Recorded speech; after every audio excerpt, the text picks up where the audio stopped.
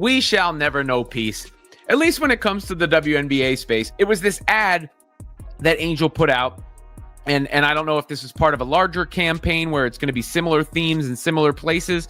But because of where the WNBA All-Star game is, and because of who plays on the Indiana Fever in the home city of the WNBA All-Star game, it's going to raise some eyebrows, let's say. Angel Reese entered the scene with confidence, seemingly expecting the same spotlight that Caitlin Clark commands.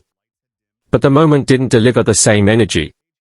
While Reese hoped to capture some of Clark's star power by proximity, the reality is that true impact stems from earned performance, not imitation. Who's your pick, baby goat or baby giraffe? Drop your thoughts below if you're rolling with CC. Angel, me bound, pray up, Reese. You only relevant because you keep bringing up my precious CC. You want to pull up with your Billboard Reebok ad in Indiana talking about you in her trap. Man, stop it. You out of there. You hear me? My precious CC don't be in no trap. Real talk. You hear me? At the end of the day, she don't do those type of things. Yes. You hear me? Don't put that with her name at the end of the day. If you be in a trap, that's your business. You hear me? Whatever the case may be, that ain't nothing to be proud of. The 2025 WNBA All-Star Weekend was positioned as Angel Reese's opportunity to break out and establish herself as a standalone star.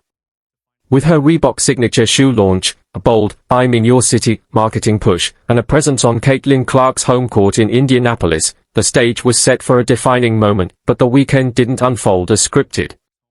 It was a reminder that branding alone isn't enough, charisma can't be manufactured, and trying to rise by proximity to another star has its limit. This keeps the core message but avoids copyrighted phrasing and inflammatory tone. Here everyone with credit card debt is lining up to get the Angel Reese signature shoe. Here it gives you the power of the rebound. Bang! Again! Burn! Will she save it? No! What everyone's paid to see, the Angel Reese rebound. Bang! Kelsey Plum makes the shot, she'll get more money. Bang! We show up and show out for our rebounding queen. Yes! Bang! I love rebounds. Yes! Hey, Jimmy, did you see that last rebound? It was so sick. Yes, she did it again. Rebound! Bang! Let's address the sneaker in the room. Angel Reese's new Reebok release, the Angel Reese 1, dropped in 2 colorways, Diamond Dust and MI Bounce, and was promoted as the future of women's basketball footwear. Reebok went all in, saturating All-Star Weekend with marketing and aligning the MI Bounce launch for maximum visibility. But visibility doesn't always equal excitement, especially when the timing misses the mark. Literally, debut. It's got to be when she plays Caitlin Clark. So they obviously ended up debuting at All-Star Weekend because Caitlin didn't play when they were in Chicago, and Caitlin didn't play, or Caitlin's not playing in this game, so they're debuting at All-Star Weekend. The plan was to literally go and use Caitlin Clark for the launch of it. Reese's strategy appeared to hinge on one key assumption, that Caitlin Clark's all-star presence would draw massive attention, and that attention would spill over to her own brand. Rather than creating a moment on her own terms, she seemed to bank on proximity, believing that simply sharing the stage with Clark would be enough to elevate her profile. It wasn't about outperforming or directly competing. It was about benefiting from the spotlight Clark already commands. It's one of those things where it's like it's very clear that one side is absolutely trying to milk whatever rivalry there is. Whatever rivalry there is, it is one side trying to do everything they can to keep it together, because that is where they're going to be at their most relevant. But fate had other plans. Just before the All-Star break, Caitlin Clark suffered a groin injury that kept her sidelined and watching from the bench in street clothes. With her absence, the WNBA lost the one thing it could least afford, its biggest draw. Clark is the kind of player who can turn an ordinary midweek game into a must-watch event. Without her presence on the court, the energy and anticipation surrounding the weekend quickly faded. But there is the part of me that's like, is this really necessary? And shouldn't Angel Reese be able to market herself at this point without invoking or even, insinuating some sort of attachment to Caitlin Clark? Because if I'm being honest about it, you know, people say that moment, and that moment was huge. It will live forever. That moment will live forever. But Caitlin Clark was on this trajectory already. And if anyone has benefited more from the attachment, at least from an attention standpoint, the numbers were brutal. In 2024, Caitlin Clark's appearance in the All-Star game drew a record-shattering 3.44 million viewers. More than just a game, it became a cultural event. But in 2025, with Clark sidelined, ratings plunged to 2.19 million, a staggering 36% drop. The decline was even more striking given the location, Indianapolis, her home turf. What was meant to be a showcase built around her star power unraveled the moment she couldn't take the court.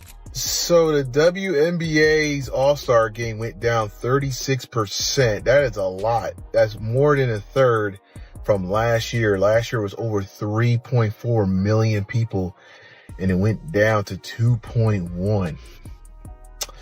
Now, you could say is a success. Yeah, for a women's sport, that is still a lot of people. But at the same time, it really isn't a success, because think about it. It's the only sport playing. It's the only game that's going. And you only can draw that. So, and this is with all the stars. Remember, guys. Reese watched as her entire campaign unraveled in real time. Nearly half its perceived value vanished, and not even resellers could generate demand.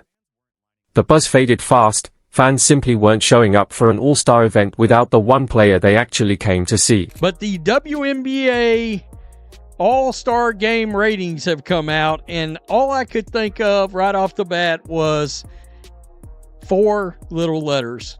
F-A-F-O. F around and find out. You bleep around and find out what this league looks like without Caitlin Clark being involved in your biggest events.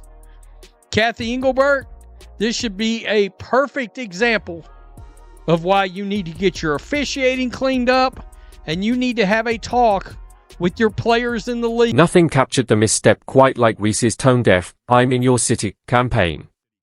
The concept was bold, bordering on arrogant, plastered across Indianapolis like a declaration of dominance in someone else's territory. But here's the problem, Clark wasn't even playing. She couldn't defend her city because she was sidelined with an injury.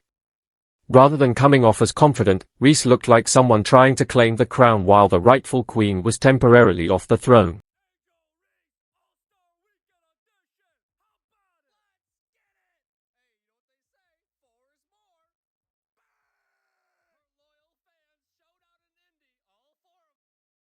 The campaign was impossible to miss. Billboards, digital ads, slick promo videos, and bold captions all projecting dominance.